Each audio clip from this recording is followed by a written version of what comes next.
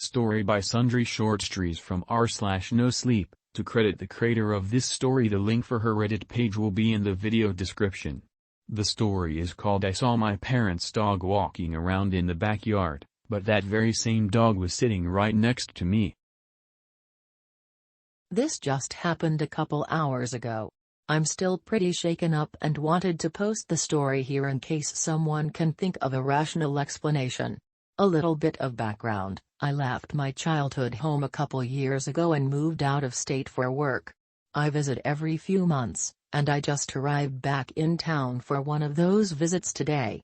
I have a good relationship with my parents, and it's always great to see them in person again. It's also always great to see Judy, the little gray schnauzer I grew up with.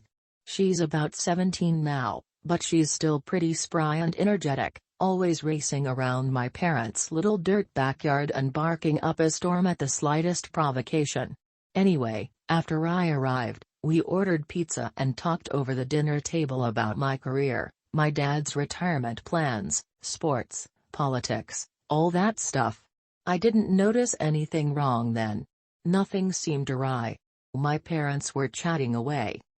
Judy was sitting patiently on the floor by my chair, watching me intently and wagging her tail every time I brought a slice of pizza to my mouth. Everything was fine. Then, as we were finishing up, I heard a bark from outside. It sounded like Judy, so I instinctively glanced over at the screen door leading to the backyard, and to my utter shock, I saw a small gray dog, the spitting image of Judy, strolling across the dirt. The sun had begun to set, but I could still see the dog very clearly in the twilight, and under any other circumstances, I would have been certain it was Judy. The mystery dog had the same comically large mustache and much smaller beard, the same unusually short legs for the breed, the same long streaks of white fur, even the same asymmetrical ears, with one drooping noticeably more than the other. I saw it for probably a full 10 seconds before it ambled out of view, and I was sure it was not some other miniature schnauzer. It was my dog, my family's dog. It was Judy. But that was impossible, because Judy was still sitting right beside me, waiting patiently for scraps. I looked at my parents, ready to make a baffled quip about what I'd seen, but the words died in my mouth when I saw that all the color had drained from their faces. They were so pale that, for a split second, I almost thought they were both having some sort of medical crisis. That's where my mind automatically went, anyway. I ended up stammering something to the effect of "Did you guys see that?" My dad leaned forward very stiffly and explained to me in a hushed, grave tone that this had been happening for months. They had been seeing and hearing this doppelganger dog in their backyard since a few weeks after my last visit. They had been staying inside at night and had even, they said, gone so far as to buy Judy a litter box so they didn't have to let her out at night before they went to bed, although I'm not sure how adept she is at using it. I looked at my parents, ready to make a baffled quip about what I'd seen, but the words died in my mouth when I saw that all the color had drained from their faces. They were so pale that, for a split second, I almost thought they were both having some sort of medical crisis. That's where my mind automatically went, anyway. I ended up stammering something to the effect of "Did you guys see that?" My dad leaned forward very stiffly and explained to me in a hushed, grave tone that this had been happening for months. They had been seeing and hearing this doppelganger dog in their backyard since a few weeks after my last visit. They had been staying inside at night and had even, they said, gone so far as to buy Judy a litter box so they didn't have to let her out at night before they went to bed, although I'm not sure how adept she is at using it. Sometimes it came several nights a week. Sometimes it stayed away so long that they were nearly able to put it out of their minds. Occasionally, it would scratch at the door and whine to be let in, and my parents would lock themselves in another room and hold Judy, the real Judy, tightly until the sounds stopped. Whenever they had managed to muster the courage to step outside and look for it, it was nowhere to be found, and the backyard of that house is not large. It doesn't have any places for a dog to hide, nor is there any way a small dog could get into or out of it, at least not that I or my parents can think of. The story certainly sent a chill down my spine, but I couldn't quite figure out why my parents were apparently living in so much fear of a tiny dog. Sure, it looked a lot like Judy, and the resemblance had spooked me too when I saw it, but were they absolutely sure it wasn't some other mini schnauzer that somehow kept managing to break into their yard? Maybe I was just trying to rationalize the situation away, because deep down, I knew what I had seen, but wasn't it possible it was owned by one of their neighbors? Why didn't they dash outside as soon as they saw it and try to catch it?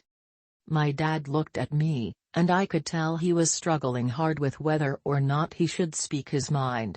After a moment, he did, and I remember the exact words he said. "Something about it just isn't right," he said. "It's not a dog. Sometimes, when it looks at you, it smiles, and not like a dog would." Before I could fully digest that statement or ask for more details, I heard another bark. This time, it sounded like it was coming from the front yard. I glanced down at Judy. She didn't appear to have registered the noise, but she's gone a bit deaf in her old age, so that wasn't surprising. My parents and I definitely registered it, though, and I decided to seize the opportunity to go investigate. As I stood and walked to the front door, my parents begged me not to go outside. They said they thought it was dangerous, whatever it was, and they said they'd never heard it from the front yard before. The fear in their voices nearly stopped me, but I carried on, determined to get to the bottom of things. They were being absurd, I told myself.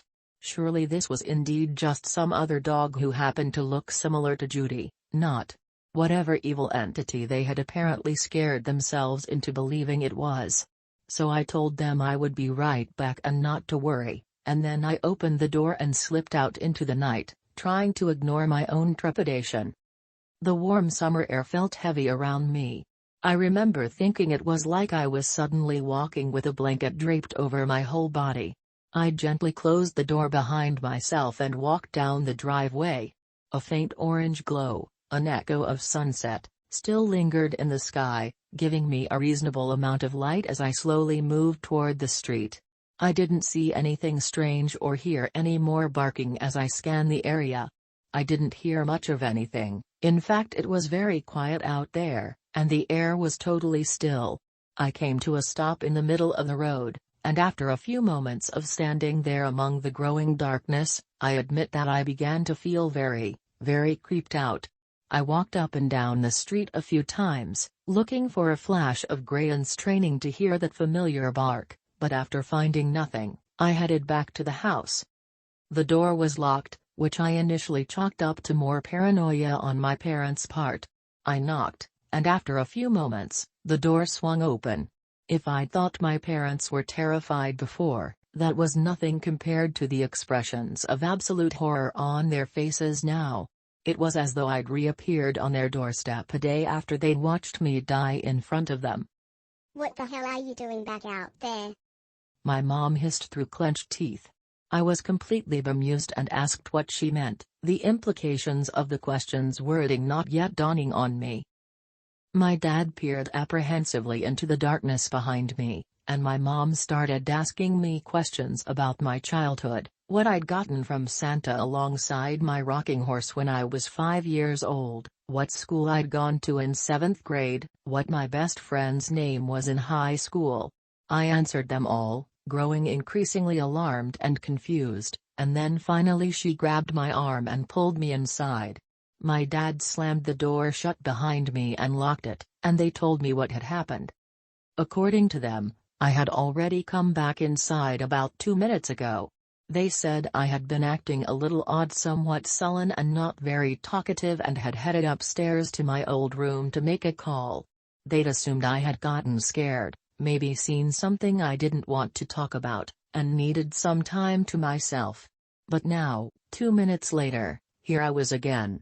We all just stared at each other for a moment, and I could feel the panic growing between the three of us. Then my mom said she wanted to call the police, and my dad said he'd get his gun.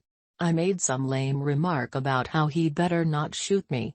He quipped, "Depends which you is really you."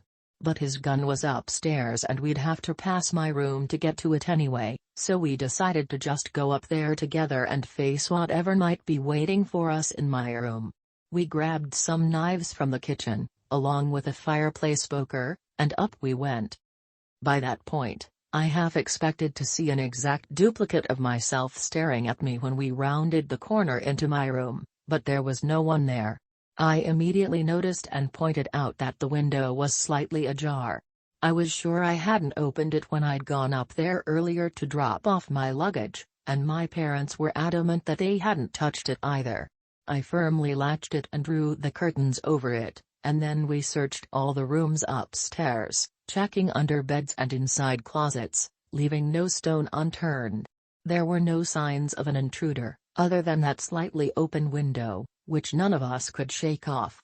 At one point, my dad started to ask me a question that I think would have gone something like, "You didn't climb out the window and go back to the front door, did you?" But he clearly thought better of it and stopped. I don't blame him for wanting to ask, but I know I didn't do that, and I know they know I didn't do that. When we were done, we headed back downstairs and sat on the couch, all of us deep in thought. A minute or so later, we heard barking coming from the backyard again. My dad covered his eyes for a moment, obviously exhausted by the whole ordeal, and I think that's when I decided that I had to get to the bottom of this for his and my mom's sake.